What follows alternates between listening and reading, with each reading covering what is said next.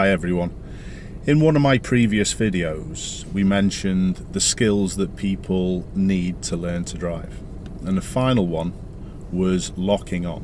It was fixating on hazards rather than assessing the risk and what's happening around. We're going to have a look at this in a little bit more detail. I'm going to show you how it causes people problems and why it generates mistakes. And I'm also going to point the finger at an organisation which is responsible for a generation of drivers being scared little rabbits. So, I mentioned in the previous video about rabbits in the headlamps. And effectively, I'll just quickly go over this again. When a rabbit runs across the road in front of you, it generally stops and stares at the headlights of your car rather than continuing running and getting out the way. And pupils do this. Even in this situation, people will stare at this oncoming car. They won't assess the fact that that car driver had seen us and that car driver had stopped. So the risk was actually really low. Let's have a look at this roundabout. I'm just going to do a right turn. And what people tend to do on the approach to roundabouts is that they'll lock on to the vehicles on the right hand side. They won't actually look to see what those vehicles are doing and whether or not that there's a space for them to head out onto the roundabout, or in fact any junction. So what can we do now to help you with this? Well, what I'm going to try and explain to you is, as I'm going to drive and as I'm going to come up to situations, I'm just going to try and explain what's happening to risk and what you should be doing with your car. And it's very simple. As risk increases, your speed should decrease. Mostly. There are a couple of scenarios where that may not be the case, and I'll try and point these out as well. And that's as simple as it is. As risk increases, speed should generally decrease. Let's go and have a look. We're going to do a lane change a little bit further up. Now, what I'm going to do is I'm assessing the risk of this one. I've slowed down. That one shouldn't have come out into lane 2. It should have emerged into lane 1. And notice, as soon as that risk actually started to increase, what did I do with my speed? I slowed down. And that's the key to this. Adjusting speed to suit the risk. Going back to the lane change, I cannot just stare at one thing. If I stare at one thing in my mirror, I'm going to drift across. I'm not going to assess that car in front. That car in front is already a liability. So I need to be looking at both and assessing the risk front and back. That car might have done another crazy turn. It might be that they're looking for somewhere, they're lost. They could suddenly brake. So you cannot just stare at one thing, and it's this staring at one thing which generally causes the problem. If you just stare at one thing, you're going to miss other things. You think if you were going out for a night out and choosing a restaurant, would you just look at the price? If you were choosing a holiday, would you just choose it because it's 2 hours on a flight? Not necessarily. You look at the whole thing, and that's exactly what you need to do in a car when you're assessing things. Now, here, risk is lowering because the oncoming cars have stopped and there's a green filter arrow. I've still got to look into my exit road. What if there was a person crossing that road then? Might be a different scenario, might be a different situation that I've got to deal with. If you just lock onto those oncoming cars and that pedestrian or that person's crossing the road, you've got problems. So you cannot just stare at one thing.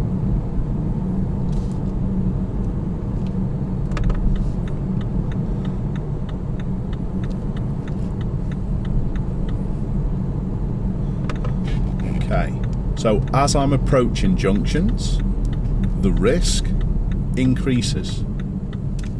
And as you go through a junction where roads cross, meet and intersect, risk increases even more.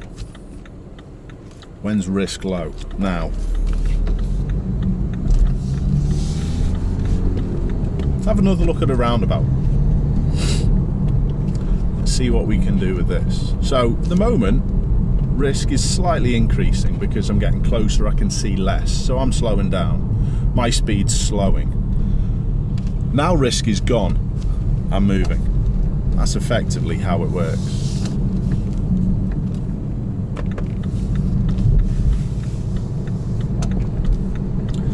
Risk even tells you what to do with your speed down the road. I've been talking about situations where risk is increasing and we've been slowing down. What about now? What's risk like? Well, it's quite low, but it is a traffic calmed area. There are speed bumps on the road, so it's obviously a little bit more risk than maybe a different road without speed bumps. It is a 30 limit, but because the parked cars, the amount of houses down here, risk is slightly increased, so I'm just doing below 30. And that's how you can actually tell what speed to go at, is by risk. People get this wrong as well because they don't see any hazards. They don't see any hazards, they don't see any cars coming towards them, they don't see any problems. But what if you're driving past these cars on this right hand side of the road, but you're coming the other way? You can't see any risk, but then that child suddenly steps out in front of you. So it's risk that causes the problems for people, or lack of an assessment of risk. Now, who's to blame for this? Well, it's a natural instinct, a lot of it. But honestly, I'm going to point the finger at the DVSA. They've brought up a generation of scared rabbits. Doing the hazard perception test on your theory teaches you to stare at hazards. Remember, it's not the hazard that causes the problem, it's the risk. So what the DVSA are effectively doing by including this hazard perception test in the learning process is creating a generation of fearful or scared drivers. And I'm honestly seeing it more and more and more the longer we go. And that's a disgrace. So let's have a look at a hazard perception clip and let's see exactly what you're meant to be doing. As the clip plays, you should be looking out for anything that could cause you problems. The pedestrian, for example. But by doing this, often before you start your lessons, gives you no link between the hazards and what you should do to operate your car. The cyclist was obviously the hazard, but if you're practicing this hazard perception test before you've done lessons, how do you know what you should be doing with your car in this instant? The hazard perception test at the end of the day only marks you on your reaction to hazards. That says it all. There's nothing proactive about it. So let's review the clip and let's think what I would be doing. This is where I click for the pedestrian. In reality, I didn't even need to click, but this is what the hazard perception test makes you do. It makes you jittery for hazards because you're worried about clicking too late. Quite simply, I could easily stop if the pedestrian was a problem.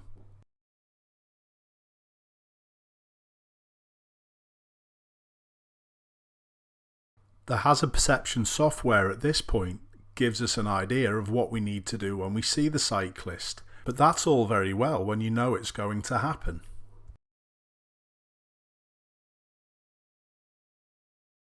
If you're travelling at the correct speed to manage risk when you first see this cyclist, this situation never is a big problem. The problem comes when people will zoom down this road because they haven't seen anything, and then the time they get to react to deal with the cyclist gets much shorter and risk gets higher. Having a test that would assess the pupil's use of speed in hazardous situations would be a much better way to improve road safety.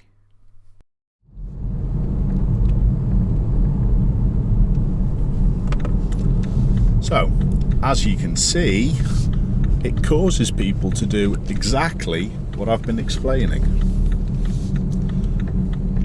This is the big reason why people fail tests. They see only one thing. How many of you have missed speed limits? Is that because you're focusing at maybe a hazard? What about this situation? I showed it again on a previous video, but I'm going to show it again, and this is a pupil of mine who recently failed the test. Let's think about risk and hazard with this. So the pupil has already been given the instruction to turn left.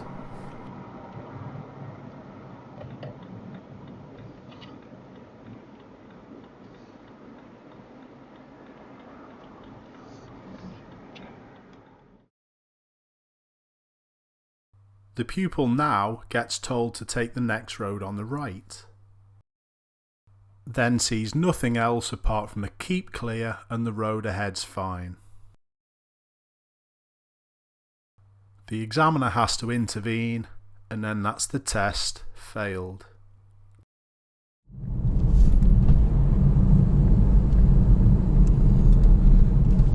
Even simple things like coming up to traffic lights. People don't assess risk.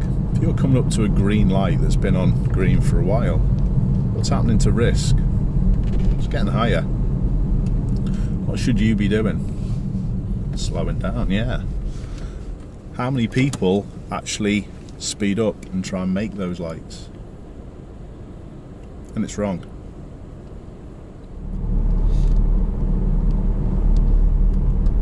So remember, generally, as risk increases, speed should decrease. But does it always mean that when you're actually in a situation of high risk, you should slow down? Not always. This scenario, yes, the space is small, but sometimes you'll get to a scenario where you're better off clearing the problem. It might be even down a road similar to this, where the parked cars are a little bit further up and you can see maybe a car coming the opposite direction, just like this, the one with the door open. I'm going to use a little bit of power, a little bit of gas, keep plenty of space, keep risk low, and clear the situation. And that makes things safer. The other scenario that I actually worked on with an instructor the other day was, I sat the car when I was portraying a pupil next to a lorry. We were talking about risk and hazard, and that was another scenario where sometimes you're better off clearing. So I'm not always saying every situation is going to be fixed by you slowing down, but generally it is.